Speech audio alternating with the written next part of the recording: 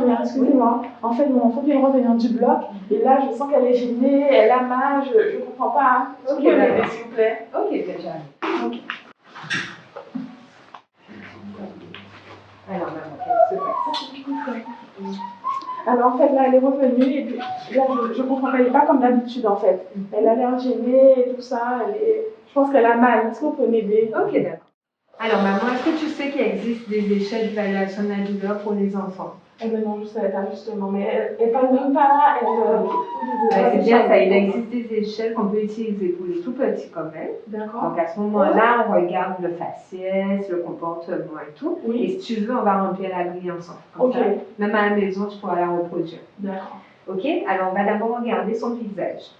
Pas d'expression particulière au sourire, elle grimace ou froncement occasionnel des sourcils. C'est exactement ça, des sourcils froncés là depuis tout à l'heure. Là, tu mets un. Ok. Ensuite, les jambes, on te dit position habituelle, détendue, gênée, agitée ou tendue, ou elle donne des coups de pied, jambes recroquevillées. Oui, depuis tout à l'heure, des coups de pied, regardez, justement, je comprends pas. D'accord. Ensuite, activité.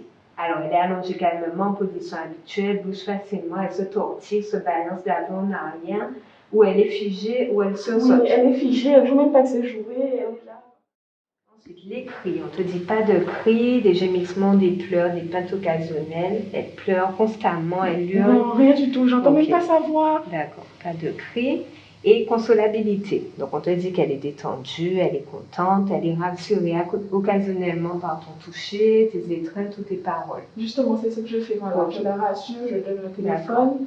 Quand tu remplis, tu vois que ça donne 6 sur 10. D'accord. Et on te dit qu'avec cette échelle-là, si le score est supérieur ou égal à 4, on peut lui donner un antalgique. Donc, moi, j'ai regardé, elle a déjà reçu du paracétamol au bloc. Mais par contre, le médecin a prescrit un antalgique un peu plus fort si l'évaluation est supérieure à 3. Okay. Donc, je l'ai préparé, je vais venir l'administrer. Donc là, vous allez pouvoir la soulager alors, c'est bien ça? D'accord. Merci alors. De rien. Et justement, madame, excusez-moi, par rapport aux échelles, vu qu'à la maison, je n'arrive pas trop à déterminer quand elle a mal et tout, comment est-ce que je peux retrouver ça? Alors, tu peux les retrouver sur Internet. Tu tapes échelle d'évaluation de la douleur pour l'enfant et tu vas voir, on te donne les différentes échelles.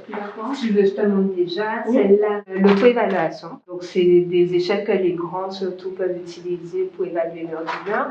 Et il existe aussi des échelles que nous, on peut utiliser, ou vous, parents, à la maison, qu'on retrouve aussi sur Internet, qu'on appelle les échelles d'évaluation. D'accord, très bien, je vous remercie alors. Ok, d'accord.